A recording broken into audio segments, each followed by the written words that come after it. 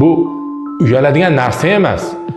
Jinsiy qoniqishni tezroq xohlaydigan, tezroq rag'bat oladigan bo'ladi. Ko'pincha biz aytamiz, mutaxassis sifatida lazzatlanish 6 oydan keyin yoki birinchi farzand tuqqandan keyin bo'ladi ayollarda deymiz. Uylanish arafasidagi yosh kuyovlar ruhiy emotsional bog'lanishingiz kerak. Faqat jinsiy aloqadan iborat emas. Yoki kamroq e'tibor beradigan bo'lib qoladi.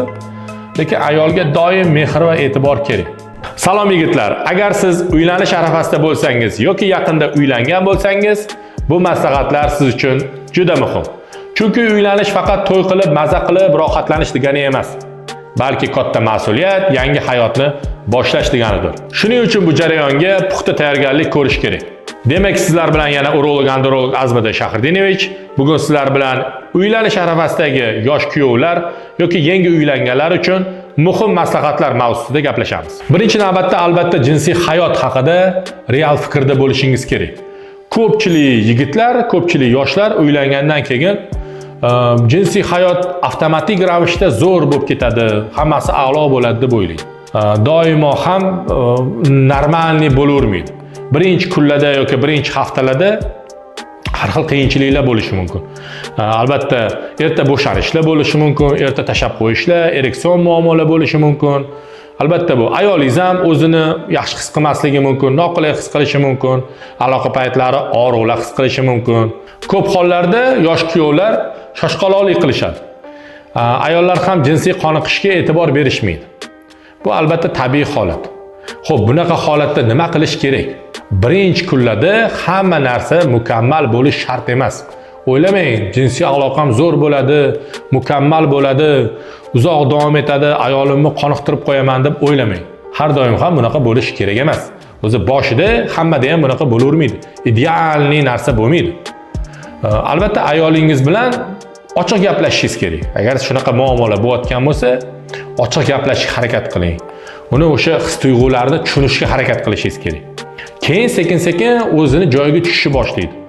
Agar jiddiy muammolar bo'lsa, jiddiy narsalar kuzatilayotgan bo'lsa, sizda bu uyaladigan narsa emas. Albatta, tezda mutaxassisga murojaat qilishingiz kerak. Bu uyalib, keyinchalik bu narsani chuqurlashib ketishiga sabab bo'lgandan tezda mutaxassisga ko'rinib, bu narsani bartaraf qilganingiz to'g'ri bo'ladi. Albatta, ayolingizni birinchi navbatda o'rganishingiz kerak. Uni ham tushunishingiz kerak, ham o'rganishingiz kerak. Albatta, erkak bilan ayolning psixologiyasi, fiziologiyasi bir xil emas, ular farq qilinadi. Erkaklar ko'pincha tezroq bo'ladi, hayajoni tezroq, nima desa bo'ladi? Jinsiy qoniqishni tezroq xohlaydigan, tezroq rag'bat oladigan bo'ladi. Ayollarda bunaqa holat sekinroq bo'ladi. U vaqt o'tishi bilan bo'ladi. Ular tayyorgarlik ko'rish kerak bu narsaga. Birdan ular lazzatlanish holatini ko'pincha biz aytamiz, mutaxassis sifatida lazzatlanish 6 oydan keyin yoki birinchi farzand tuqqandan keyin bo'ladi ayollarda deymiz. Sirazi ayolingizdan bunaqa narsani kutishingiz o'zi noto'g'ri. Albatta, bunaqa holatda ayolning kayfiyatiga e'tibor berish kerak. Uni holatini o'rganish kerak. Kayfiyatdan kelib chiqib, u bilan gaplashib, muloqot qilib, mehr muhabbat berib, albatta so'zlar bilan uni nima desa bo'ladi, ta'sirlantirib, yaxshi gapirib, keyin harakat qilinadi hamma narsaga. Demak, doimo jinsiy munosabatga emas, doim jinsiy aloqaga emas, balki o'sha ruhiy yaqinlikka ahamiyat berish kerak.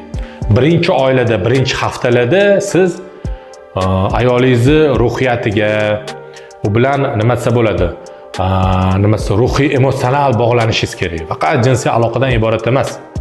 Yana bitta katta e'tibor beradigan narsamiz bu o'sha fiziologik va jinsiy salomatlikka e'tibor berishimiz kerak. Albatta bu birinchidan o'zimizni gigiyenamizga e'tibor berishimiz, ovqatlanishimizga e'tibor berishimiz va agar regular ravishda yana bir narsani amalga oshirsak, ya'ni shifokorlarga doimiy 6 oyda birmi, 3 oyda birmi ko'rinib turadigan bo'lsak, albatta bizning o'zbek oilalari farzand kutishni boshlaydi. Buning uchun albatta urolog, andrologga, ayollarni ginekologga ko'rsatib turadigan bo'lsak, maqsadga muvofiq bo'ladi. Agar sizda qanaqadir surunkali kasalliklar bo'ladigan bo'lsa, ularni tezda davolash kerak. Uyalib, bekinib, qo'rqib yurish kerak emas. Sababi sizning kasalligingiz ayolingizga ham yuqishi mumkin. Yana e'tibor beradigan narsamiz bu sport bilan shug'ullanish. Chunki sport bilan shug'ullansangiz, sizda testosteron darajasi doim ko'tariladi. Testosteron ko'tarilgandan keyin sizda jinsiy aloqangiz yaxshilanadi. Kun davomida yurishingiz, kayfiyatingiz, ruhiyatingiz va hokazo hammasi normal tomonda bo'ladi. Shuning uchun albatta sport bilan shug'ullanish kerak. Demak, yana bir katta bilishimiz kelgan muammolardan bittasi, o'rganishimiz kerak bo'ladigan qoidalardan bittasi bu uylangandan keyin albatta e'tibor va mehrni unutib qo'yish. Ko'pchilik erkaklar uylanib olgandan keyin bo'ldi, xotinni qo'lga kiritib oldim. Xotin qo'lda endi e'tibor berishim shart emas deb o'ylaydi. Yoki kamroq e'tibor beradigan bo'lib qoladi. Lekin ayolga doim mehr va e'tibor kerak. Agar buni vaqtda bermaydigan bo'lsangiz, keyin oilaviy muammolar boshlanishi mumkin. Shuning uchun buni ham albatta bilib qo'ygan ma'qul. Ayolingizga ham ma'naviy, ham jismoniy, ham ruhiy yaqin bo'lishingiz kerak. Uni doim e'tibor qilib turishingiz kerak. Shunda ham jinsiy tomonlama, ham oilaviy tomonlama mukammal bo'lasiz. Demak, doim ayolingizga kompliment qilib turish, ya'niki uni qadrliligini doim eslatib tursangiz, albatta ziyon qilmaydi. Xulosa qilib aytganda, yosh kuyovlar yoki uylanish arafasidagi yigitlar uchun eng muhim maslahatlar: har bir qadamingizni albatta aql bilan bosishingiz kerak. Har bir qadamingizni albatta maslahat bilan, albatta o'ylab bossangiz, noto'g'ri yo'llarga kirib ketmasangiz, keyinchalik oilangiz ham albatta o'shanga yarasha mustahkam va baxtli hayotga erishishingizga albatta qadam bo'ladi. Bir narsani esdan chiqarmaslik kerak. Doimo sizni jinsiy aloqangiz, doimo sizni nima desa bo'ladi, hayotingiz birdan zo'r bo'lib ketib qolmaydi.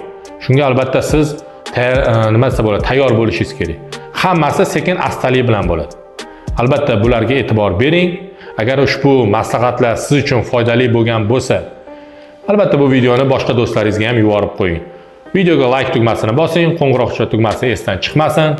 Kuting, keyingi videolarimiz bundan ham qiziqarli bo'ladi.